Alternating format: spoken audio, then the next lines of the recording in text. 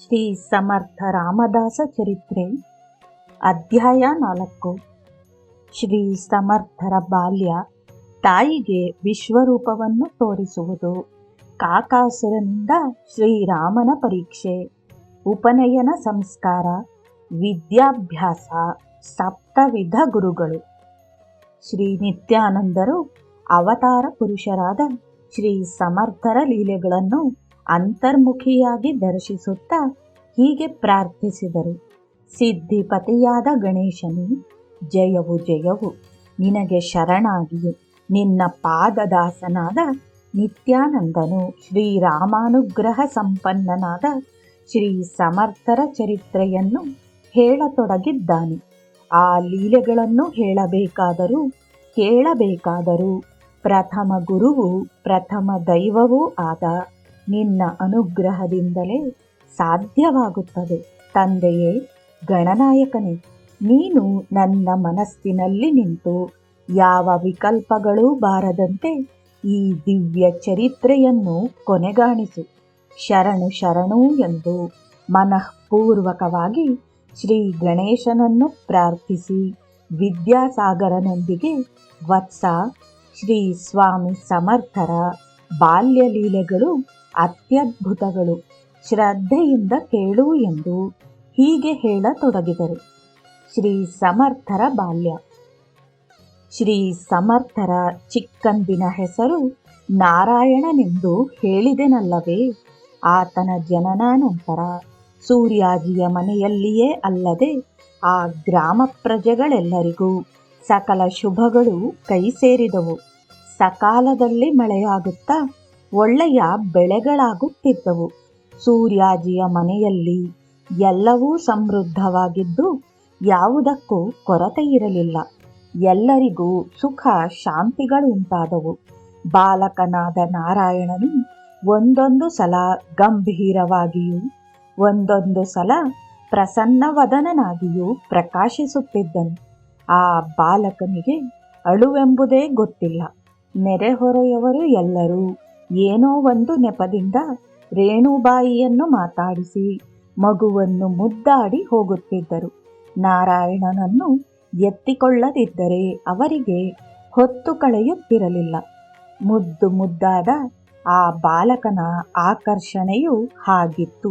ರೇಣುಬಾಯಿಗೆ ಹೊತ್ತು ಹೋಗುವುದೇ ತಿಳಿಯುತ್ತಿರಲಿಲ್ಲ. ಮನೆಗೆಲಸ ಮತ್ತು ಮಕ್ಕಳ ಲಾಲನೆ ಪಾಲನೆಗಳಲ್ಲಿ ಮುಳುಗಿ ಹೋಗುತ್ತಿದ್ದಳು. ಸೂರ್ಯಾಜಿಗೆ ಗ್ರಾಮದ ವ್ಯವಹಾರಗಳು ಮತ್ತು ಮಕ್ಕಳ ಆಟಪಾಠಗಳಿಂದ ದಿನವೊಂದು ಕ್ಷಣವಾಗಿ ಕಳೆದಂತೆ ಅನಿಸುತ್ತಿತ್ತು. ನಾರಾಯಣನು ಶುಕ್ಲ ಪಕ್ಷದ ಚಂದ್ರನಂತೆ ಬೆಳೆಯುತ್ತಿದ್ದನು. ಸೂರ್ಯಾಜಿಯು ತನ್ನ ಎರಡನೆಯ ಕುಮಾರನನ್ನೂ ಸಹ ತಮ್ಮ ಗುರುಗಳ ಪಾದಗಳ ಮೇಲಿಡದಿದ್ದರೆ ತನಗೆ ಮನಃಶಾಂತಿ ಇಲ್ಲವೆಂದುಕೊಂಡು ಹೆಂಡತಿ ಮಕ್ಕಳೊಂದಿಗೆ ಹೊರಟು ಪ್ರತಿಷ್ಠಾನಪುರವನ್ನು ಸೇರಿದನು. ಸೂರ್ಯಾಜಿಯು ಅಲ್ಲಿಗೆ ಸೇರುವ ಹೊತ್ತಿಗೆ ಏಕನಾಥ್ ಮಹಾರಾಜರ ಮನೆಯಲ್ಲಿ ವೈಶಾಖ ಪೂರ್ಣಮಿಯ ಪ್ರಯುಕ್ತ ಪಾಂಡುರಂಗನಿಗೆ ಅಭಿಷೇಕ, ಅರ್ಚನೆ ಮತ್ತು ನೈವೇದ್ಯ ಸಮರ್ಪಣೆಗಳನ್ನು ಮಾಡುತ್ತಿದ್ದರು. ತದನಂತರ ಶ್ರೀ ಏಕನಾಥ ಮಹಾರಾಜರು ಭಾಗವತದಲ್ಲಿನ ಮಧುರವಾದ ಘಟನೆಗಳನ್ನು ಭಕ್ತರಿಗೆ ಹೇಳುತ್ತಿದ್ದರು. ಅನೇಕ ಭಕ್ತರು ಅದನ್ನು ಕೇಳುತ್ತಿದ್ದರು. ಅವರು ಹೇಳುತ್ತಿದ್ದ ವಿಷಯವೇನೆಂದರೆ, ಶ್ರೀಕೃಷ್ಣನು ತನ್ನನ್ನು ಸಾಯಿಸಲು ಬಂದ ಪೂತನ ಎಂಬ ರಾಕ್ಷಸಿಯನ್ನು ಆಕರ್ಷಿಸಿಕೊಂಡು ಸಂಹರಿಸುವ ಸಂದರ್ಭ. ಅವತಾರ ಪುರುಷನು ಮೊಟ್ಟ ಮೊದಲನೆಯ ದುಷ್ಟ ಸಂಹಾರವನ್ನು ಮಾಡುವ ಸನ್ನಿವೇಶ. ಅದೇ ಸಮಯಕ್ಕೆ ಸರಿಯಾಗಿ ಸೂರ್ಯಾಜಿಯು ತನ್ನ ಕುಟುಂಬದೊಂದಿಗೆ ಒಳಗೆ ಪ್ರವೇಶಿಸಿದನು. ಏಕನಾಥ್ ಮಹಾರಾಜರು ಕಥೆಯನ್ನು ಮುಗಿಸಿ ರಂಗನಿಗೆ ಮಂಗಳಾರತಿಯನ್ನು ಬೆಳಗಿದರು. ಭಕ್ತರೆಲ್ಲರನ್ನೂ ಊಟ ಮಾಡುವಂತೆ ವಿನಂತಿಸಿ ಬೇಗ ಬೇಗನೆ ಸೂರ್ಯಾಜಿ ದಂಪತಿಗಳ ಬಳಿಗೆ ಬಂದು ತನ್ನ ಪತ್ನಿ ಗಿರಿಜಾಬಾಯಿಯ ಕೈಯಲ್ಲಿದ್ದ ನಾರಾಯಣನನ್ನು ಎತ್ತಿಕೊಂಡು ಆನಂದ ಪರವಶನಾಗಿ, ಓಹೋ ವಾನರ ವೀರನೇ, ನಾನು ಕೈ ಹಿಡಿದ ಧರ್ಮೋದ್ಧಾರ ಕಾರ್ಯವನ್ನು ಪೂರ್ಣಗೊಳಿಸಲು ಅವತರಿಸಿರುವೆಯಾ ಎನ್ನುತ್ತಾ ಮುದ್ದಾಡಿದರು. ನಂತರ ಸೂರ್ಯಾಜಿ, ನಾನು ಕಾಲವಾದ ಬಳಿಕ ನನ್ನ ಕಾರ್ಯಭಾರವನ್ನು ಈ ಮಕ್ಕಳ ಮೇಲೆ ಹಾಕುತ್ತಿದ್ದೇನೆ. ಇವರು ನಿನಗೇ ಅಲ್ಲ, ನನಗೂ ಸಹ ಆಧ್ಯಾತ್ಮಿಕ ವಾರಸುದಾರರು ಎನ್ನುತ್ತಾ ಸಂತೋಷಪಟ್ಟರು. ಸೂರ್ಯಾಜಿ ದಂಪತಿಗಳು ಆ ಗುರು ಸನ್ನಿಧಿಯಲ್ಲಿ ಪ್ರಶಾಂತವಾಗಿ ಕಾಲ ಕಳೆಯುತ್ತಿದ್ದರು. ಆ ಸಮಯದಲ್ಲಿ ಶ್ರೀ ಏಕನಾಥ್ ಮಹಾರಾಜ ದಂಪತಿಗಳು ಆ ಮಕ್ಕಳಿಬ್ಬರನ್ನು ಪ್ರೀತಿ ವಾತ್ಸಲ್ಯಗಳಿಂದ ನೋಡಿಕೊಳ್ಳುತ್ತಿದ್ದರು. ಗುರುದೇವರನ್ನು ಸಂತೋಷಪಡಿಸುವ ಹಾಗೆ ತನ್ನ ಮಕ್ಕಳಿರುವುದನ್ನು ಕಂಡು ಸೂರ್ಯಾಜಿಯು ಆನಂದಪಟ್ಟನು. ಕೆಲ ದಿನಗಳ ನಂತರ ತಮ್ಮ ಸ್ವಗ್ರಾಮಕ್ಕೆ ತೆರಳಲು ಅಪ್ಪಣೆಯನ್ನು ಕೇಳಿದಾಗ ಗುರುಗಳು ಹೀಗೆಂದರು: ಓ ಪುಣ್ಯ ದಂಪತಿಗಳೇ, ನೀವು ಅತ್ಯಂತ ಧನ್ಯರು. ನಿಮ್ಮ ಗರ್ಭಗಳೂ ಧನ್ಯವು. ನಿಮ್ಮ ವಂಶವು ಪಾವನವಾಯಿತು. ನಿಮ್ಮ ಉಪಾಸನಾ ಭಕ್ತಿಯು ನಿರುಪಮಾನಗಳು. ಆದುದರಿಂದಲೇ ಆಂಜನೇಯನ ಅಂಶದಿಂದ ಈ ಬಾಲಕನು ನಿಮಗೆ ಹುಟ್ಟಿರುವನು. ಶಿವಾಂಶದಿಂದ ಪ್ರಸಿದ್ಧ ಛತ್ರಪತಿ ರಾಜನೊಬ್ಬನು ಜನ್ಮಿಸುವನು. ಆತನ ಮೂಲಕ ನಿಮ್ಮ ಮಗನು ಭೂಭಾರ ಹರಣವನ್ನು ಮಾಡಿಸುವನು. ಅಷ್ಟೇ ಅಲ್ಲದೆ ಸಕಲ ಜನೋದ್ಧಾರವನ್ನೂ ಮಾಡುವನು. ಗುರುಗಳ ಪ್ರಬೋಧೆಯಿಂದ ನಾನು ಆರಂಭಿಸಿದ ಧರ್ಮ ಕಾರ್ಯಗಳೆಲ್ಲವನ್ನು ಈತನೇ ಸಂಪೂರ್ಣಗೊಳಿಸುವನು. ಇನ್ನು ಭೂಮಿಯ ಮೇಲೆ ನಮ್ಮ ಕಾರ್ಯವು ಪೂರ್ಣವಾದಂತೆಯೇ ಭಗವಂತನೇ ಯಾವಾಗಲೂ ರಕ್ಷಿಸಬಲ್ಲನೆಂದು ಆಶೀರ್ವದಿಸುತ್ತಾ ಅವರನ್ನು ಬೀಳ್ಕೊಟ್ಟರು. ಗುರುವಾಣಿಯು ಸ್ವಲ್ಪ ಅರ್ಥವಾದರೂ ಸ್ವಲ್ಪ ಅರ್ಥವಾಗಲಿಲ್ಲ. ಸೂರ್ಯಾಜಿಗೆ ಸಂತೋಷ ಮತ್ತು ಬಾಧೆಯು ಸಮಾನವಾಗಿತ್ತು. ಆದರೂ ಸಮಾಧಾನಗೊಂಡು ಜಾಂಬಾ ಗ್ರಾಮವನ್ನು ಸೇರಿಕೊಂಡನು. ಆದರೂ ಏನೋ ಒಂದು ಚಿಂತೆಯು ಕಾಡುತ್ತಿತ್ತು. ಕ್ರಿಸ್ತಶಕ 1609, ಶಾಲಿವಾಹನ ಶಕ 1538, ಸೌಮ್ಯನಾಮ ಸಂವತ್ಸರ ಫಾಲ್ಗುಣ ಬಹುಳ ಷಷ್ಠಿಯಂದು ಏಕನಾಥ್ ಮಹಾರಾಜರು ದೇಹವನ್ನು ತ್ಯಜಿಸಿದರೆಂದು ತಿಳಿದು ಆ ದಂಪತಿಗಳು ಬಹಳ ದುಃಖಿಸಿದರು. ನಾರಾಯಣನು ಸಪ್ತ ಬಾಲ್ಯಾವಸ್ಥೆಗಳನ್ನು ದಾಟಿ ನಡೆಯುವುದನ್ನು ಕಲಿತುಕೊಂಡಿದ್ದಾನೆ. ಮುದ್ದು ಮುದ್ದಾದ ಮಾತುಗಳಿಂದ ಎಲ್ಲರನ್ನೂ ಸಂತೋಷಪಡಿಸುತ್ತಿದ್ದಾನೆ. ಆತನ ಶರೀರವು ದೃಢವಾಗಿಯೂ ತೇಜೋವಂತವಾಗಿಯೂ ಪುಷ್ಟಿಕರವಾಗಿಯೂ ಅತ್ಯಂತ ಸುಂದರವಾಗಿಯೂ ಮತ್ತು ಆಕರ್ಷಣೀಯವಾಗಿಯೂ ಇರುವುದು. ಆತನ ನೋಟದ ಆಳವು ಯಾರಿಗೂ ಅರ್ಥವಾಗದಂತೆ ಕಾಣುವುದು. ನಡೆಯಲು ಶುರುವು ಮಾಡಿದ ಮೇಲೆ ಆತನ ತುಂಟಾಟವು ಅಷ್ಟಿಷ್ಟಲ್ಲ. ಮಿತಿಮೀರಿದ ತುಂಟತನವನ್ನು ಮಾಡಿದಾಗಲೆಲ್ಲ ದಂಡಿಸಬೇಕೆಂದುಕೊಂಡ ಹಿರಿಯರು ಆತನ ಓರೆ ನೋಟಗಳ ಬಲೆಗೆ ಬಿದ್ದು ಹೊಡೆಯಲಾರದೆ ಹೋಗುವರು. ನಾರಾಯಣನ ತುಂಟಾಟಗಳು ಮತ್ತು ಚೇಷ್ಟೆಗಳು ಗೋಕುಲದಲ್ಲಿ ಶ್ರೀಕೃಷ್ಣನ ಲೀಲೆಗಳನ್ನು ಜ್ಞಾಪಿಸುತ್ತಿದ್ದವು. ನಾರಾಯಣನ ಬಾಲ್ಯ ಸ್ನೇಹಿತರೊಂದಿಗೆ ಮಾಡುವ ಮಕ್ಕಳಾಟಗಳು ಹಾಸ್ಯರಸವನ್ನು ಉಕ್ಕಿಸುವ ಆತನ ಓರೆ ನೋಟಗಳು ನೋಡುತ್ತಾ ನೋಡುತ್ತಾ ಸಂತೋಷಪಡಿಸುತ್ತಿದ್ದವು. ಮೊದಲೇ ಆಂಜನೇಯನ ಅವತಾರವು ಚಪಲತ್ವವು ರೋಮರೋಮಗಳಲ್ಲಿ ತುಂಬಿರುವಂತೆ ಗೋಚರಿಸುವುದು. ಹನುಮಂತನ ಬಾಲ್ಯ ಲೀಲೆಗಳನ್ನು ಕ್ರೀಡೆಗಳನ್ನು ಜ್ಞಾಪಿಸಿಕೊಂಡು ಆತನ ತಾಯಿ ತಂದೆಯರು ಆನಂದ ಪಡುತ್ತಿದ್ದರು. ಆದರೆ ಯಾವಾಗ ಏನು ಸಮಸ್ಯೆಯನ್ನು ಉಂಟು ಮಾಡುವನೋ ಎಂಬ ಭಯವು ಅವರಿಗೆ ಇಲ್ಲದೇ ಇರಲಿಲ್ಲ. ನಿಜವಾಗಿಯೂ ನಾರಾಯಣನು ಮರಗಳನ್ನು ಹತ್ತುವುದು, ಕಟ್ಟ ಕಡೆಯ ಕೊಂಬೆಯನ್ನೇರುವುದು, ಅಲ್ಲಿಂದ ಧುಮುಕುವುದು ಹೀಗೆ ಮಾಡುವನು. ಅಷ್ಟು ಎತ್ತರದಿಂದ ಧುಮುಕಿದನೆಂದು ಜೊತೆಯಲ್ಲಿ ಆಡುತ್ತಿದ್ದ ಮಕ್ಕಳು ಓಡಿ ಬಂದು ನಾರಾಯಣನ ತಾಯಿಗೆ ಹೇಳಿದರು. ರೇಣುಬಾಯಿಯು ಗಾಬರಿಯಿಂದ ಭಯಗೊಳ್ಳುವಳು. ಆದರೆ ನಾರಾಯಣನಿಗೆ ಎಂತಹ ಪೆಟ್ಟು ಬೀಳುತ್ತಿರಲಿಲ್ಲ, ಗಾಯಗಳೂ ಆಗುತ್ತಿರಲಿಲ್ಲ. ಆಟದ ಸಮಯದಲ್ಲಿ ಮುಖವನ್ನು ವಿಕಾರವಾಗಿಟ್ಟುಕೊಂಡು ಸ್ನೇಹಿತರನ್ನು ಭಯಪಡಿಸುವನು. ಅವರು ಅಳುತ್ತಿದ್ದರೆ ಮತ್ತೆ ಅವರು ಭಯಪಡದಂತೆ ಮಾಡಿ ನಗಿಸುವನು. ಸಾಕ್ಷಾತ್ ಬಾಲ ಆಂಜನೇಯನ ಚೇಷ್ಟೆಗಳೇ ಎಂದು ಆತನ ತಂದೆ ತಾಯಿಗಳು ಹನುಮಂತನನ್ನು ಸ್ಮರಿಸಿಕೊಳ್ಳುವರು.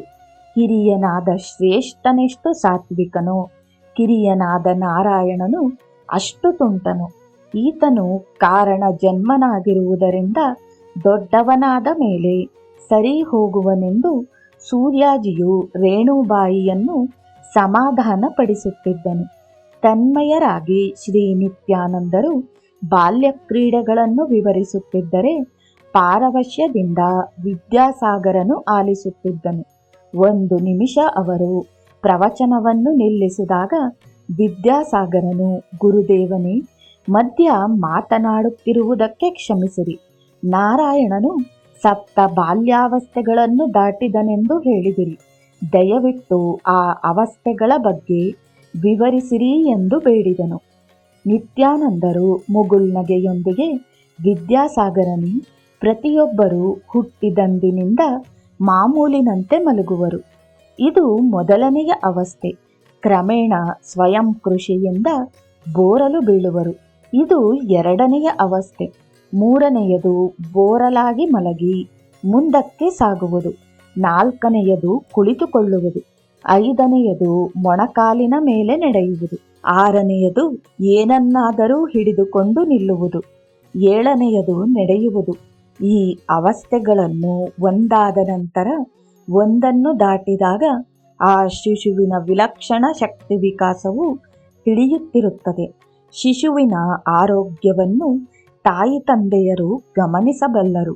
ಪೂರ್ವದಿಂದಲೂ ಒಂದು ಸದಾಚಾರವಿದೆ. ಪ್ರಥಮಾವಸ್ಥೆಯಲ್ಲಿ ಉಯ್ಯಾಲೆಯಲ್ಲಿ ಮಲಗಿಸಿ ಹಬ್ಬವನ್ನು ಮಾಡಿ ಹಿರಿಯ ಮುತ್ತೈದೆಯರಿಂದ ಆಶೀರ್ವಾದಗಳನ್ನು ಮಾಡಿಸುವರು. ನಂತರ ಎರಡನೆಯದಾಗಿ ಬೋರಲು ಬಿದ್ದಾಗ ಒಬ್ಬಟ್ಟುಗಳನ್ನು ಹಂಚಿ ಆಶೀರ್ವಾದವನ್ನು ಮಾಡಿಸುವರು. ಮೂರನೆಯದಾಗಿ ಮುಂದಕ್ಕೆ ಸಾಗಿದಾಗ ಚಕ್ಕುಲಿ ಉಂಡೆಗಳನ್ನು ಹಂಚುವರು. ನಾಲ್ಕನೆಯದಾಗಿ ಕುಳಿತುಕೊಂಡಾಗ ಅನ್ನ ಪ್ರಾಶಾನವನ್ನು ಮಾಡಿ ಅನ್ನದಾನವನ್ನು ಮಾಡುವರು. ಐದನೆಯದಾಗಿ 4 ಕಾಲಿನ ಮೇಲೆ ನಡೆದಾಗ, ಹೊಸಿಲು ದಾಟಿದಾಗ ಕಡುಬು ಉದ್ದಿನ ವಡೆಗಳನ್ನು ಹಂಚುವರು. ಆರನೆಯದಾಗಿ ಎದ್ದು ನಿಲ್ಲುವಾಗ ಎಲ್ಲರನ್ನೂ ಕರೆದು ದೋಸೆಗಳನ್ನು ಹಂಚುವರು. ಏಳನೆಯದಾಗಿ ಶಿಶುವು ನಡೆಯಲು ನಿಧಾನವಾಗಿ ಹೆಜ್ಜೆಗಳನ್ನಿಡುವಾಗ ಅತಿರಸಗಳೊಂದಿಗೆ ಹಬ್ಬವನ್ನು ಮಾಡುವರು. ಮಗುವು ಹುಟ್ಟಿದ ವರ್ಷದೊಳಗೆ ಪ್ರತಿ 2 ತಿಂಗಳಿಗೊಮ್ಮೆ ಹೀಗೆ ಹಬ್ಬವನ್ನು ಮಾಡುತ್ತಾ ಆಶೀರ್ವಾದಗಳನ್ನು ಕೊಡಿಸುವುದು ಸದಾಚಾರವು. ಅದು ಸಾಂಪ್ರದಾಯವಾಗಿ ಸದಾಚಾರ ಸಂಪನ್ನರ ಕುಟುಂಬಗಳಲ್ಲಿ ಈಗಲೂ ಮಾಡುತ್ತಿದ್ದಾರೆ. ತಾಯಿಗೆ ವಿಶ್ವರೂಪ ದರ್ಶನ. ವಿದ್ಯಾಸಾಗರನೇ, ಅವತಾರ ಪುರುಷರು ತಾವು ಯಾರೆಂಬುದನ್ನು ತಿಳಿಯಪಡಿಸಲು ಆಗಾಗ ಕೆಲವು ಲೀಲೆಗಳನ್ನು ಮಾಡುವರು. ಅವುಗಳನ್ನು ಅದೃಷ್ಟವಂತರಾದ ಕೆಲವರು ಮಾತ್ರವೇ ತಿಳಿದುಕೊಳ್ಳಬಲ್ಲರು.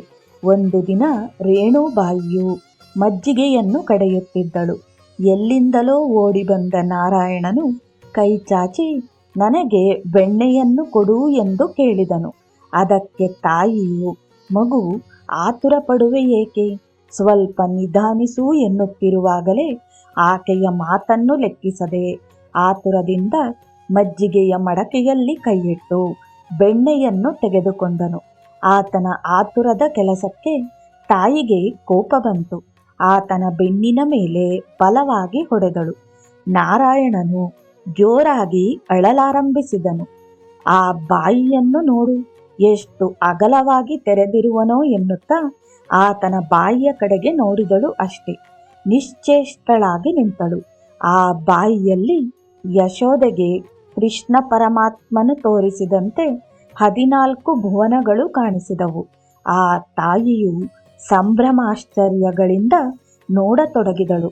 ತನ್ನ ಮಗನು ಹನುಮದಂಶಾವತಾರವೆಂದು ತಮ್ಮ ಕುಲದೈವವಾದ ಶ್ರೀರಾಮನ ಅನುಗ್ರಹದಿಂದ ಹುಟ್ಟಿರುವನೆಂದು ಗುರುದೇವರಾದ ಏಕನಾಥ್ ಮಹಾರಾಜರು ಹೇಳಿದ ವಿಷಯವು ಜ್ಞಾಪಕಕ್ಕೆ ಬರಲು ಮಾನಸಿಕವಾಗಿ ಆ ರೂಪಕ್ಕೂ ಗುರುದೇವರಿಗೂ ನಮಸ್ಕರಿಸಿದಳು.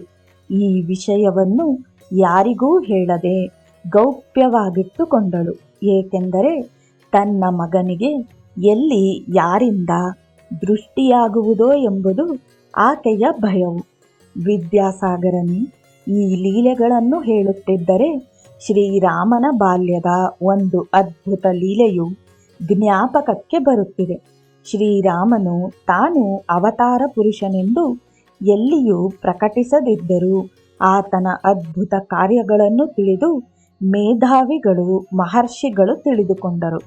ಆತನು ಮಾನವನ ಧರ್ಮವನ್ನು, ಮಾನವತ್ವದ ಬೆಲೆಯನ್ನು ಲೋಕಕ್ಕೆ ತಿಳಿಯಪಡಿಸಿದನು. ಕಾಕಾಸುರನು ಶ್ರೀರಾಮನನ್ನು ಪರೀಕ್ಷಿಸುವುದು.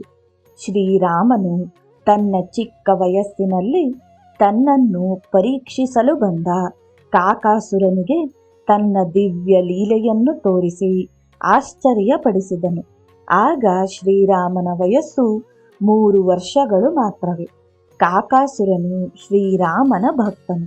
ಶ್ರೀರಾಮ ಮಂತ್ರವನ್ನು ನಿರಂತರವಾಗಿ ಜಪಿಸುತ್ತಾ ನಾರಾಯಣನ ಎಲ್ಲ ಅವತಾರಗಳನ್ನೂ ದರ್ಶಿಸಿ ಅವುಗಳ ಮರ್ಮಗಳನ್ನು, ಸಂಕಲ್ಪಗಳನ್ನು ತಿಳಿದುಕೊಂಡವನು. ಕಾಕಾಸುರನು ಒಂದು ದಿನ ನಾರದ ಮಹರ್ಷಿಗಳು ಶ್ರೀರಾಮಾವತಾರವನ್ನು ಕುರಿತು ಶ್ರೀ ವಾಲ್ಮೀಕಿ ಮಹರ್ಷಿಗೆ ತಿಳಿಸಿದ ವಿಷಯಗಳನ್ನು ತನ್ನ ಮನಃಶಕ್ತಿಯಿಂದ ತಿಳಿದುಕೊಂಡನು. ನಾರದ ಮಹರ್ಷಿಯನ್ನು ನೋಡಿ ಈ ವಿಷಯವನ್ನು ಕೇಳಿದಾಗ ನಾರದರು, ಹೌದೇ, ನಿಜವೇ? ಈಗ ನಾರಾಯಣನು ಅಯೋಧ್ಯ ನಗರದಲ್ಲಿ ದಶರಥ ಮಹಾರಾಜ ಮತ್ತು ಕೌಸಲ್ಯಾದೇವಿಯ ಸುತನಾಗಿ ಜನ್ಮಿಸಿದ್ದಾನೆ ಎಂದು ತಿಳಿಸಿದರು.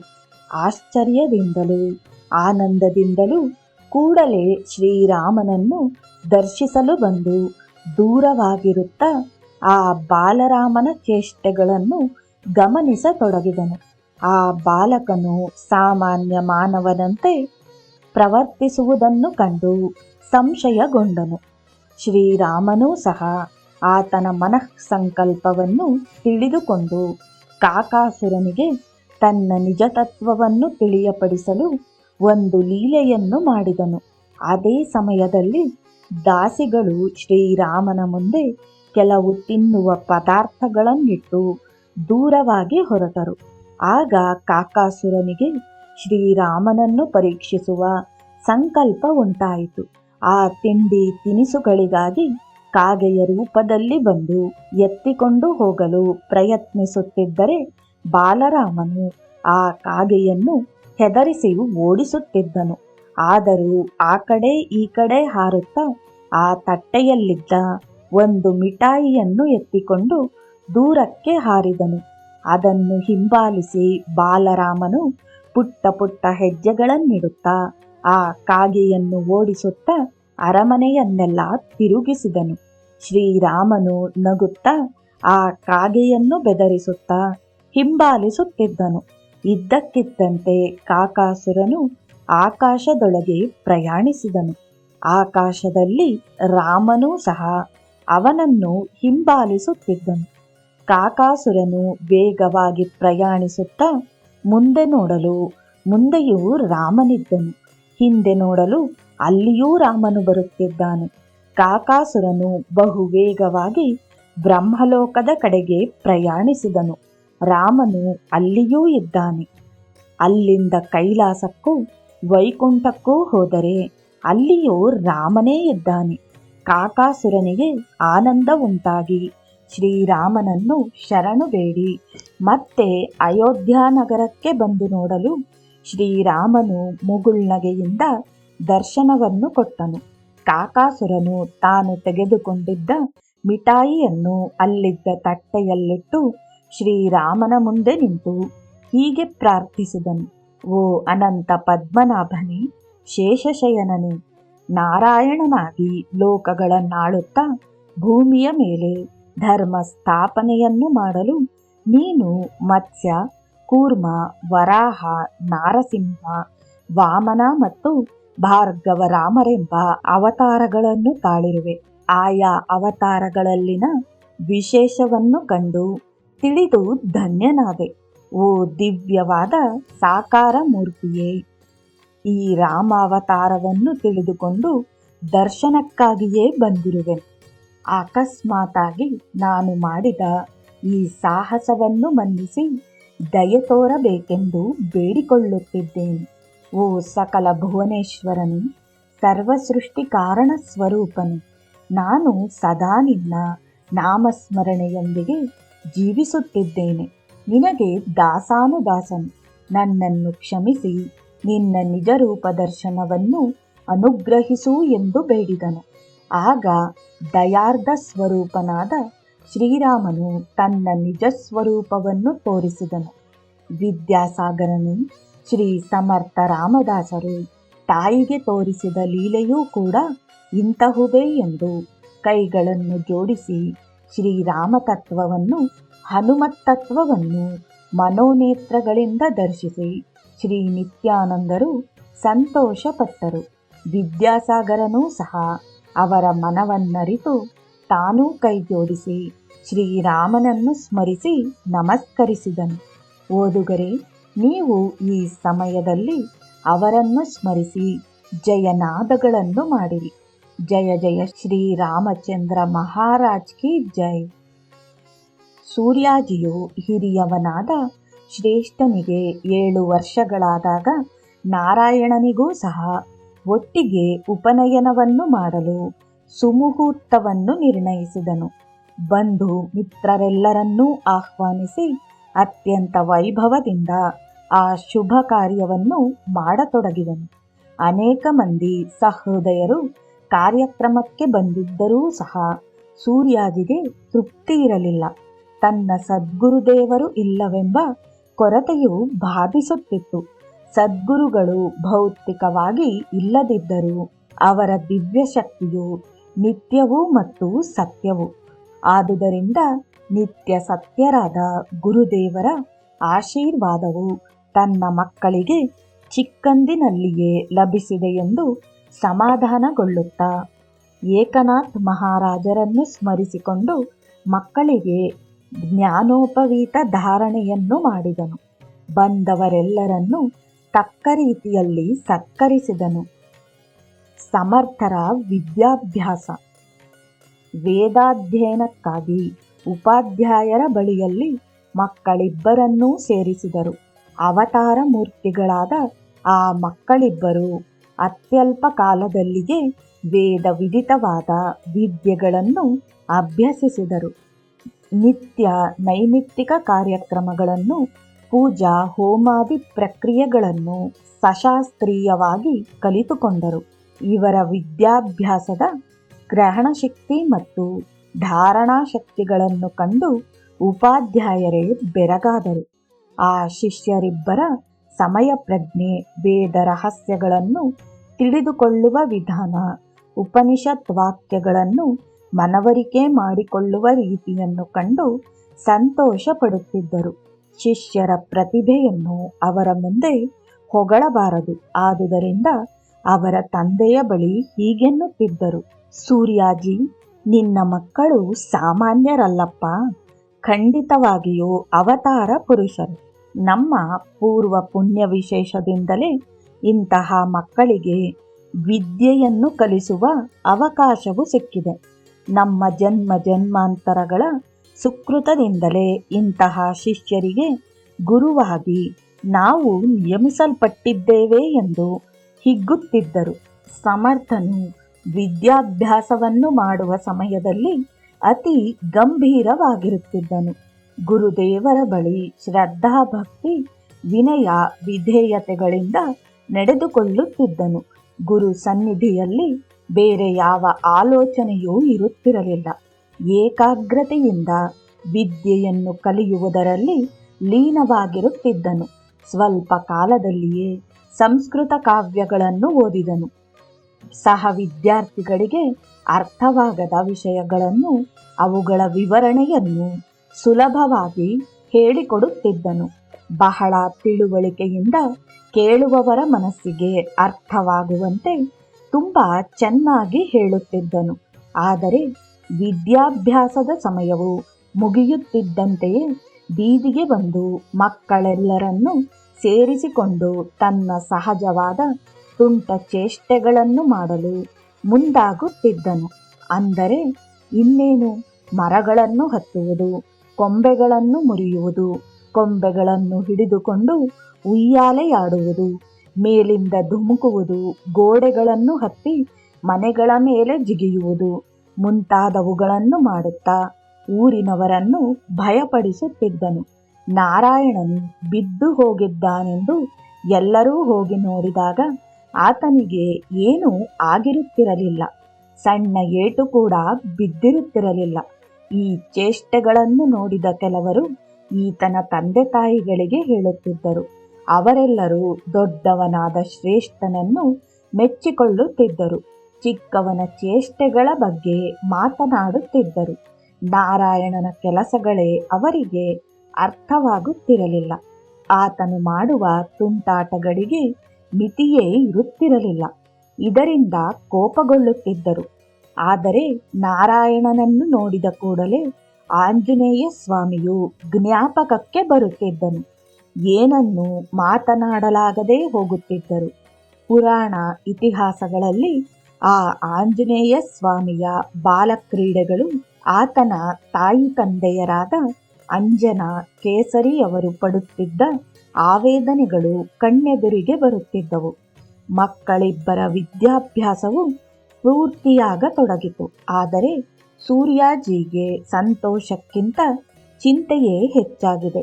ಇಂತಹ ಉತ್ತಮ ಬಾಲಕರಿಗೆ ಸದ್ಗುರುಗಳಿಂದ ಮಂತ್ರೋಪದೇಶವಾಗದಿದ್ದರೆ ಚೆನ್ನಾಗಿರುತ್ತಿತ್ತು. ಸದ್ಗುರು ಏಕನಾಥ್ ಮಹಾರಾಜರು ಇಲ್ಲ. ಅವರು ದೊಡ್ಡವನು ಶ್ರೇಷ್ಠ ರಾಮಭಕ್ತನಾಗುವನೆಂದು, ಚಿಕ್ಕವನು ಧರ್ಮೋದ್ಧಾರಕನಾಗುವನೆಂದು, ತಮ್ಮ ಧರ್ಮ ಕಾರ್ಯಗಳನ್ನು ಇವರೇ ಪೂರ್ಣಗೊಳಿಸುವರೆಂದೂ ಹೇಳಿದ ವಿಷಯವನ್ನು ನೆನೆದು ಸ್ವಲ್ಪ ಸಮಾಧಾನಗೊಳ್ಳುತ್ತಿದ್ದನು. ಅಷ್ಟೇ ಅಲ್ಲದೆ ಸೂರ್ಯ ಭಗವಾನನ ಮಾತುಗಳು ನೆನಪಿಗೆ ಬರುತ್ತಿದ್ದವು. ಅವರು ನನ್ನ ಅಂಶದಿಂದೊಬ್ಬರು, ಹನುಮಂತನ ಅಂಶದಿಂದೊಬ್ಬರು ಹುಟ್ಟುವರೆಂಬ ಮಾತನ್ನು ಹೇಳಿದ್ದಾರಲ್ಲವೇ. ಸಾಕ್ಷಾತ್ ಶ್ರೀರಾಮಚಂದ್ರರೇ ಇವರು ಹುಟ್ಟುವುದಕ್ಕೆ ಮೊದಲೇ ನೀಡಿದ ಆಶೀರ್ವಾದವು ನೆನಪಿಗೆ ಬರುತ್ತಿತ್ತು. ಆದುದರಿಂದ ನನ್ನಂತಹ ಸಾಮಾನ್ಯನು ಹೇಗೆ ಗುರುವಾಗಬಲ್ಲನು? ಮಹೋನ್ನತವಾದ ಗುರುಗಳೇ ಇವರಿಗೆ ಲಭಿಸುವರು ಎಂದುಕೊಳ್ಳುತ್ತಿದ್ದನು. ಒಂದಾನೊಂದು ಪರ್ವದಿನ ವೈಭವೋಪೇತವಾದ ಸೂರ್ಯಾಜಿಯವರ ಮನೆಯ ಪ್ರಾಂಗಣದಲ್ಲಿ ಗ್ರಾಮಸ್ಥರೆಲ್ಲರೂ ಬಂದು ಕುಳಿತಿದ್ದರು. ಆ ಸಂದರ್ಭದಲ್ಲಿ ಸೂರ್ಯಾಜಿಯು ಧಾರ್ಮಿಕ ಆಧ್ಯಾತ್ಮಿಕ ವಿಷಯಗಳನ್ನು ಹೇಳಲು ಪ್ರಾರಂಭಿಸಿದನು. ಆ ಸಭೆಯಲ್ಲಿ ರೇಣುಬಾಯಿ ಮತ್ತು ಮಕ್ಕಳಿಬ್ಬರು ಪಾಲ್ಗೊಂಡಿದ್ದರು. ಅಷ್ಟೇ ಅಲ್ಲದೆ ಮಕ್ಕಳಿಗೆ ವಿದ್ಯೆಯನ್ನು ಬೋಧಿಸಿದ ಉಪಾಧ್ಯಾಯರೂ ಇದ್ದರು. ಇಂತಹ ಸಮಯದಲ್ಲಿ ಗುರುತತ್ವವನ್ನು ಸರಳವಾಗಿ ಹೇಳತೊಡಗಿದನು. ಧಾರ್ಮಿಕರೇ, ಗುರುತತ್ವವು ಅತ್ಯಂತ ರಹಸ್ಯವಾದುದು. ಅದು ಪ್ರಪಂಚದಷ್ಟು ದೊಡ್ಡದು. ಪಾರ್ವತೀ ದೇವಿಗೆ ಪರಶಿವನು ಗುರುತತ್ವವನ್ನು ಬೋಧಿಸಿರುವನು. ಅದರ ಹೆಸರೇ ಗುರುಗೀತೆ. ಅದರಲ್ಲಿ ಸದ್ಗುರುವಿನ ಕಲ್ಯಾಣ ಗುಣಗಳನ್ನು ವಿವರಿಸಿ ಹೀಗಿರುವವನೇ ಪರಮಗುರು ಎಂದು ಹೇಳಿರುವನು. ಗುರುವೋ ಬಹುವಸಂತಿ ಶಿಷ್ಯವಿತ್ತಾಪಹಾರಕಃ ತಮೇಕಂ ದುರ್ಲಭಂ ಮನ್ಯೆ ಶಿಷ್ಯ ಹೃತ್ತಾಪಹಾರಕಃ. ಈ ವಿಶ್ವದಲ್ಲಿ ಶಿಷ್ಯರಿಂದ ಹಣವನ್ನು ಕೀಳಲು ಮೃದುವಾದ ಮಾತುಗಳನ್ನಾಡುವ ಅನೇಕ ಗುರುಗಳಿರುವರು. ಆದರೆ ಶಿಷ್ಯರ ಹೃದಯದಲ್ಲಿನ ತಾಪವನ್ನು ತೆಗೆಯುವ ಉತ್ತಮ ಗುರುಗಳೇ ಪರಮ ಗುರುಗಳೆಂದು ಕರೆಯಲ್ಪಡುವರು. ಪೂರ್ಣ ಜ್ಞಾನಿಗಳಾದ ಗುರುಗಳು ಸಿಗುವುದು ಅಪರೂಪ. ಅವರು ನಿರ್ಮಲರು, ಶಾಂತಚಿತ್ತರು, ಮಿತಭಾಷಿಗಳು, ಸದಾಚಾರವಂತರು ಮತ್ತು ಇಂದ್ರಿಯಗಳನ್ನು ಜಯಿಸಿದವರೂ ಆಗಿರುತ್ತಾರೆ. ಶಿಷ್ಯನ ಎಲ್ಲ ಸಂದೇಹಗಳನ್ನು ದೂರಗೊಳಿಸಿ ಜನನ ಮರಣದ ಭಯವನ್ನು ನಾಶಗೊಳಿಸುವಂತಹ ಮಹಾಮಹಿಮಾತ್ಮರು ಸಿಗುವುದು ಅನೇಕ ಜನ್ಮಗಳಲ್ಲಿ ಮಾಡಿದ ಪುಣ್ಯ ಫಲದಿಂದಲೇ. ಇಂತಹ ಪರಮಗುರುವನ್ನು ಹೊಂದಿದ ಶಿಷ್ಯನು ಧನ್ಯನು. ಪರಮಶಿವನು ಪಾರ್ವತಿಗೆ 7 ರೀತಿಯ ಗುರುಗಳು ಭೂಮಿಯ ಮೇಲೆ ಇರುವರೆಂದು ತಿಳಿಸಿರುವನು. ಕೂಡಲೇ ಆ ಉಪಾಧ್ಯಾಯರು ಎದ್ದು, ಮಹಾತ್ಮನೇ, ಈ 7 ರೀತಿಯ ಗುರುಗಳನ್ನು ಕುರಿತು ವಿವರಿಸಿರಿ ಎಂದು ಕೋರಲು, ಸೂರ್ಯಾಜಿಯು ತುಂಬ ಒಳ್ಳೆಯ ಪ್ರಶ್ನೆಯನ್ನು ಮಾಡಿರುವೆ. ಈ ವಿಷಯವನ್ನು ನಾನು ನಮ್ಮ ಗುರುದೇವರಿಂದಲೇ ತಿಳಿದುಕೊಂಡಿರುವೆ. ಶಿಷ್ಯನಾಗಬೇಕಾದವನು ಈ ವಿವರಗಳನ್ನು ತಪ್ಪದೇ ತಿಳಿದುಕೊಳ್ಳಬೇಕು. ಆ 7 ಗುರುಗಳ ವ್ಯವಹಾರಗಳನ್ನು ಈಗ ತಿಳಿಸುವೆನು. 1 ಸೂಚಕ ಗುರು, 2 ವಾಚಕ ಗುರು, 3 ಬೋಧಕ ಗುರು, 4 ನಿಷಿದ್ಧ ಗುರು, 5 ವಿಹಿತ ಗುರು, 6 ಕಾರಣ ಗುರು, 7 ಪರಮ ಗುರು. ಆದರೆ ನಿಷಿದ್ಧ ಗುರುಗಳ ವಿಷಯಗಳನ್ನು ತಿಳಿಯದೆ ಅವರ ಬಲೆಯಲ್ಲಿ ಸಿಕ್ಕಿಕೊಂಡವರು ಅಧೋಗತಿಯ ಪಾಲಾಗುತ್ತಾರೆ ಎಂದು ಎಚ್ಚರಿಸಿದರು. 1 ಸೂಚಕ ಗುರು ಅಕ್ಷರ ಜ್ಞಾನವನ್ನಾಗಲಿ, ವೃತ್ತಿವಿದ್ಯೆಯನ್ನಾಗಲಿ, ಶಿಲ್ಪಕಲೆಯನ್ನಾಗಲಿ, ಲೌಕಿಕ ಜೀವನೋಪಾಯಕ್ಕಾಗಿ ಬೇಕಾದ ವಿದ್ಯೆಯನ್ನು ಕಲಿಸುವವನು ಸೂಚಕ ಗುರು. 2 ವಾಚಕ ಗುರು ಧರ್ಮಾಧರ್ಮಗಳನ್ನು, ಕೃತ್ಯಾಕೃತ್ಯಗಳನ್ನು, ವರ್ಣಾಶ್ರಮ ವಿಧಿಗಳನ್ನು ತಿಳಿಸಿ ಜೀವನವನ್ನು ಧರ್ಮ ಮಾರ್ಗದಲ್ಲಿ ನಡೆಸಲು ಮಾರ್ಗದರ್ಶನವನ್ನು ಮಾಡುವವನು.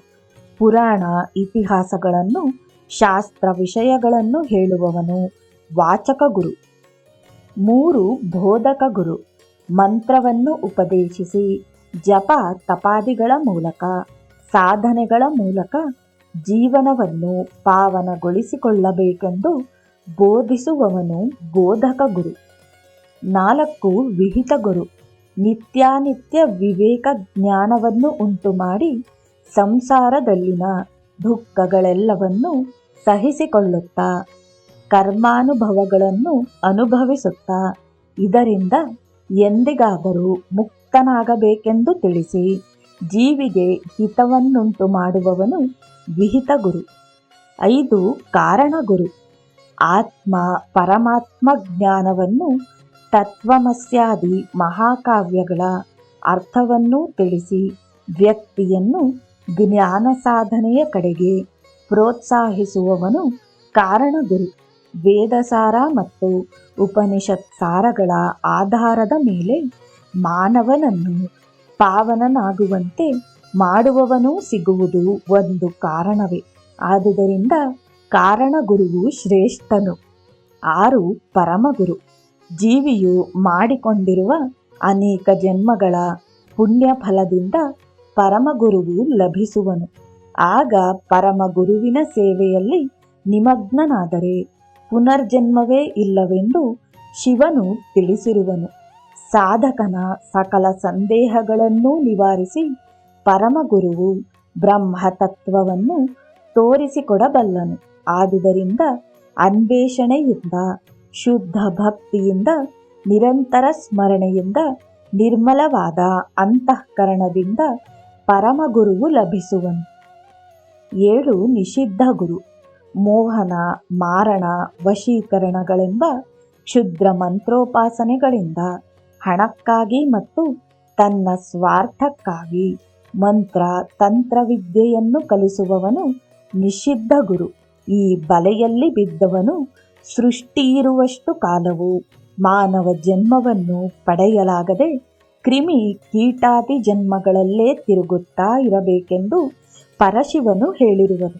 ಈ ವಿಷಯವನ್ನು ಕೇಳಿದ ಪಾರ್ವತಿಯು ಪರಮಶಿವನನ್ನು ಹೀಗೆ ಪ್ರಶ್ನಿಸಿದಳು: ಸ್ವಾಮಿ, ಇಂತಹ ದುರ್ಗತಿಯು ಬರುವುದೆಂದು ತಿಳಿಯದೆ ಜ್ಞಾನದಿಂದಲೋ ಅಜ್ಞಾನದಿಂದಲೋ ಅಂತಹ ನಿಷಿದ್ಧ ಗುರುವಿನ ಬಲೆಗೆ ಬಿದ್ದವನ ಗತಿ ಅಧೋಗತಿಯೇನು? ದೇವದೇವನೇ, ಅಂತಹವನು ಉದ್ಧಾರವಾಗುವ ಮಾರ್ಗವೇ ಇಲ್ಲವೇನು ಎಂದು ಕೇಳಿದಳು. ಅದಕ್ಕೆ ಪರಮಶಿವನು ತಾನು ಅನುಸರಿಸುತ್ತಿರುವ ಮಾರ್ಗವು ತಪ್ಪೆಂದು ತಿಳಿದು ಸಾಯುವುದಕ್ಕೆ ಮುಂಚೆಯಾದರೂ ಆ ಮಾರ್ಗವನ್ನು ಬಿಟ್ಟು ಪಶ್ಚಾತ್ತಾಪವನ್ನು ಹೊಂದಿ ನಂತರ ಭಗವನ್ನಾಮ ಸ್ಮರಣೆಯನ್ನು ಮಾಡುತ್ತಿದ್ದರೆ ಅವನು ಸದ್ಗುರು ಕೃಪೆಗೆ ಪಾತ್ರನಾಗುವನು ಎಂದು ಹೇಳಿದನು. ಧಾರ್ಮಿಕ ಸಹೋದರರೇ, ಜೀವನದಲ್ಲಿ ಎಲ್ಲರಿಗೂ ಗುರು ಮಾರ್ಗವೇ ಅನುಸರಿಸಲು ಯೋಗ್ಯವಾದುದು. ಮಾನವ ಜನ್ಮವೆತ್ತಿದ್ದಕ್ಕೆ ಮೋಕ್ಷ ಮಾರ್ಗವನ್ನು ಹೊಂದುವ ಪ್ರಯತ್ನವನ್ನು ಎಲ್ಲರೂ ಮಾಡಬೇಕು. ಅಷ್ಟೇ ಅಲ್ಲದೆ ಈ ಸಪ್ತವಿಧ ಗುರುಗಳಲ್ಲಿ ಒಬ್ಬ ನಿಷಿದ್ಧ ಗುರುವನ್ನು ಬಿಟ್ಟು ಉಳಿದ ಎಲ್ಲ ಗುರುಗಳು ಒಂದೊಂದು ರೀತಿಯಲ್ಲಿ ಆಧ್ಯಾತ್ಮಿಕ ಉನ್ನತಿಗೆ ನೆರವಾಗುವವರೇ. ಇವರಲ್ಲಿ ಯಾರು ಕೈ ಹಿಡಿದರೂ ಶಿಷ್ಯನಿಗೆ ಒಳ್ಳೆಯ ಮಾರ್ಗವು ಸಿಕ್ಕಂತೆಯೇ. ಶಿಷ್ಯನು ಜ್ಞಾನವನ್ನು ಸಂಪಾದಿಸಬಹುದು. ಶಿಷ್ಯನಿಗೆ ಎಲ್ಲರಲ್ಲಿಯೂ ಶಿವನೇ ಇರುವನೆಂಬ ದೃಢ ಭಾವನೆ ಇದ್ದರೆ ಸದ್ಗುರುವು ಅವಲಂಬಿಸುವನು ಎಂದು ಹೇಳುತ್ತಿರುವಾಗ ಎಲ್ಲರೂ ತುಂಬ ಶ್ರದ್ಧೆಯಿಂದ ಕೇಳುತ್ತಿದ್ದರು. ಆ ಸಮಯದಲ್ಲಿ ಸೂರ್ಯಾಜಿಯ ದೊಡ್ಡ ಮಗನಾದ ಶ್ರೇಷ್ಠನಿಗೆ ಶುಭೇಚ್ಛೆಯುಂಟಾಯಿತು. ಚಂಗನೆ ಎದ್ದು ನಿಂತು ಓಡಿ ಬಂದು ತನ್ನ ತಂದೆಯ ಪಾದಗಳನ್ನು ಹಿಡಿದುಕೊಂಡು, ಅಪ್ಪಾಜಿ, ಗುರುಮಂತ್ರೋಪದೇಶವನ್ನು ಹೊಂದಬೇಕೆಂದು ನನ್ನ ಮನಸ್ಸು ಪದೇ ಪದೇ ಪ್ರೇರೇಪಿಸುತ್ತಿದೆ. ಸಂತ ಏಕನಾಥ್ ಮಹಾರಾಜರಂತಹ ಸದ್ಗುರುಗಳಿಗೆ ತಾವು ಶಿಷ್ಯರು. ಅವರ ಅನುಗ್ರಹವನ್ನು ಪರಿಪೂರ್ಣವಾಗಿ ಹೊಂದಿರುವಿರಿ. ತಾವೇ ನನಗೆ ತಕ್ಕ ಮಾರ್ಗವನ್ನು ತೋರಿಸಿ ನನ್ನನ್ನು ಕೃತಾರ್ಥನನ್ನಾಗಿ ಮಾಡಿರಿ ಎನ್ನುತ್ತಾ ಧ್ವನಿಯು ಗದ್ಗದಿತವಾಗಿರಲು, ದುಃಖವು ಹೃದಯದಿಂದ ಉಕ್ಕಿ ಬರುತ್ತಿರಲು ಬಿಕ್ಕಿ ಬಿಕ್ಕಿ ಅಳತೊಡಗಿದನು. ತಂದೆಯು ಅವನನ್ನು ಎಬ್ಬಿಸಿ ಅಪ್ಪಿಕೊಂಡು ತಲೆಯ ಮೇಲೆ ಕೈಯಾಡಿಸುತ್ತಾ, ಮಗು, ಸಮಾಧಾನ, ಶಾಂತಿ, ನೀನು ಕಾರಣ ಜನ್ಮನು. ನಿನ್ನಿಂದ ಧರ್ಮ ಕಾರ್ಯ ನಿರ್ವಹಣೆಯನ್ನು ಮಾಡಿಸಲು ನಿರ್ಣಯಿಸಿರುವ ಪರಮಾತ್ಮನು ಅತ್ಯುತ್ತಮನಾದ ಗುರುವಿನ ಅನುಗ್ರಹವನ್ನು ತಪ್ಪದೆ ಒದಗಿಸುವನು. ನನ್ನ ಮನಸ್ಸಿನ ತವಕವೂ ಅದೇ. ಪರಮ ಭಾಗವತರಾದ ನಮ್ಮ ಸದ್ಗುರುದೇವರಂತಹ ಗುರುಗಳ ಕೃಪೆಯು ನಿನಗೆ ಉಂಟಾಗಬೇಕೆಂದು ನಮ್ಮ ಗುರುಗಳನ್ನು ಸದಾ ಪ್ರಾರ್ಥಿಸಿರುವೆ ಎನ್ನುತ್ತಾ ತನ್ನ ಪಕ್ಕದಲ್ಲಿ ಕುಳ್ಳಿರಿಸಿಕೊಂಡು ಸಮಾಧಾನ ಪಡಿಸಿದನು. ನಮ್ಮ ವಂಶದವರೆಲ್ಲರಿಗೂ ಶ್ರೀರಾಮಾನುಗ್ರಹವು ದೊರಕಿದೆ. ಅವರ ಅನುಗ್ರಹದಿಂದಲೇ ನನಗೆ ದತ್ತ ಪರಂಪರಾನುಗ್ರಹವು ಪೂರ್ವಿಕರ ಪುಣ್ಯ ವಿಶೇಷದಿಂದಲೇ ಸದ್ಗುರುಗಳಾದ ಏಕನಾಥ್ ಮಹಾರಾಜರು ಸಿಕ್ಕಿರುವುದು ಎಂದು ಹೇಳುತ್ತಿದ್ದನು. ಈ ದೃಶ್ಯವನ್ನು ತಾಯಿಯು ಆಶ್ಚರ್ಯದಿಂದ ನೋಡುತ್ತಿದ್ದಳು. ನಾರಾಯಣನು ನಗುಮಗದೊಂದಿಗೆ ಗಮನಿಸುತ್ತಿದ್ದನು. ಸಭೆಯಲ್ಲಿರುವವರೆಲ್ಲರನ್ನೂ ಆ ಸನ್ನಿವೇಶವು ಬೆರಗುಗೊಳಿಸಿತು. ಅವರಲ್ಲಿ ಒಬ್ಬ ವೃದ್ಧನು, ಆರ್ಯರೇ, ನಿಮ್ಮ ಗುರುಗಳನ್ನು ಸದ್ಗುರುಗಳೆಂದು ತಮ್ಮಿಂದ ಕೇಳಿದೆನು. ಆದರೆ ಅವರ ಜೀವನ ವಿಶೇಷಗಳು ಯಾವುವೂ ನಮಗೆ ತಿಳಿಯದು. ಅವರ ಗುರು ಪರಂಪರೆಯನ್ನು, ವಂಶ ಪರಂಪರೆಯನ್ನೂ ತಿಳಿಸಿ ನಮ್ಮನ್ನು ಧನ್ಯರನ್ನಾಗಿಸಿರಿ ಎಂದು ವಿನಂತಿಸಿದನು. ಸೂರ್ಯಾಜಿಯು ಎಲ್ಲರನ್ನೂ ನೋಡಿ ಆ ವಿಷಯವನ್ನು ಕೇಳುವುದಕ್ಕಾಗಿ ಎಲ್ಲರೂ ಎದುರು ನೋಡುತ್ತಿರುವುದನ್ನು ಗಮನಿಸಿದನು. ತನ್ನ ಪತ್ನಿಯಾದ ರೇಣುಬಾಯಿಯು ಆ ವಿಷಯವನ್ನು ಕೇಳಬೇಕೆಂಬ ಇಚ್ಛೆಯನ್ನು ಕೈಜೋಡಿಸಿ ಮೌನದಿಂದ ವ್ಯಕ್ತಪಡಿಸಿದಳು. ನಾರಾಯಣನು ಆಸಕ್ತಿಯಿಂದ ಆ ವಿಷಯಗಳನ್ನು ಕೇಳುತ್ತಿದ್ದನು. ಶ್ರೇಷ್ಠನೂ ಸಹ ತಂದೆಯನ್ನು ಬಿಗಿಯಾಗಿ ಅಪ್ಪಿಕೊಂಡು ದೀನನಾಗಿ ತಂದೆಯನ್ನು ನೋಡುತ್ತಾ ತನ್ನ ಆಸೆಯೂ ಅದೇ ಎಂದನು. ಆಗ ಸೂರ್ಯಾಜಿಯು, ತುಂಬ ಸಂತೋಷ, ನಿಮ್ಮ ಶ್ರದ್ಧೆ ಆಸಕ್ತಿಗಳು ನನ್ನನ್ನು ತುಂಬ ಉತ್ಸಾಹಗೊಳಿಸುತ್ತಿವೆ. ತಪ್ಪದೆ ಆ ಸದ್ಗುರುದೇವರ ವಿಷಯವೆಲ್ಲವನ್ನೂ ಹೇಳುತ್ತೇನೆ. ನನಗೂ ಸಹ ಸದ್ಗುರುಮೂರ್ತಿಯ ಮಹಿಮೆಗಳನ್ನು ಮನನ ಮಾಡಿಕೊಳ್ಳುವ ಅವಕಾಶ ಉಂಟಾಗಿದೆ ಎಂದು ಕೈಗಳನ್ನು ಜೋಡಿಸಿ ಮನಸ್ಸಿನಲ್ಲಿ ಗಣೇಶ, ಸರಸ್ವತಿ, ತ್ರಿಮೂರ್ತಿಗಳು, ತ್ರಿಮಾತೆಯರು ಮತ್ತು ಸದ್ಗುರುಗಳನ್ನು ಮನಸಾರೆ ಪ್ರಾರ್ಥಿಸಿ ಈ ವಿಧವಾಗಿ ಹೇಳತೊಡಗಿದನು. ವಿದ್ಯಾಸಾಗರನೇ, ಗುರುವಿನ ಕಥೆಗಳು ಗಂಗಾಜಲದಂತೆ ಪವಿತ್ರವಾದವುಗಳು. ಅವು ಹೇಳುವವರ ಮತ್ತು ಕೇಳುವವರ ಪಾಪಗಳನ್ನು, ದೋಷಗಳನ್ನು ನಾಶ ಮಾಡುವವು. ಶ್ರೀ ನಿತ್ಯಾನಂದ ಯೋಗಿಗಳು ಹೀಗೆ ವಿವರಿಸಿದರು. ಜಯ ಜಯ ರಘುವೀರ ಸಮರ್ಥ ಎಂದು ಎಲ್ಲರೂ ನಾಮಸ್ಮರಣೆಯನ್ನು ಮಾಡಿದರು. ಶ್ರೀರಾಮ ಜಯ ರಾಮ ಜಯ ಜಯ ರಾಮ. ಇದು ವಿದ್ಯಾಸಾಗರ ಶ್ರೀ ನಿತ್ಯಾನಂದ ಯೋಗಿ ಸಂವಾದ ರೂಪವಾದ ಶ್ರೀ ದತ್ತಾತ್ರೇಯ ಸಂಪ್ರದಾಯ ಶಿಷ್ಯ ಪರಂಪರೆಯಲ್ಲಿನ ಶ್ರೀ ಶ್ರೀ ಶ್ರೀ ಸ್ವಾಮಿ ವಿಠಲಾನಂದ ಸರಸ್ವತಿ ಮಹಾರಾಜ್ ವಿರಚಿತ ಶ್ರೀ ಸ್ವಾಮಿ ಸಮರ್ಥ ರಾಮದಾಸ ಚರಿತ್ರೆಯ 4ನೆಯ ಅಧ್ಯಾಯವು ಸಂಪೂರ್ಣವಾಯಿತು. ಓಂ ಶಾಂತಿ ಶಾಂತಿ ಶಾಂತಿ.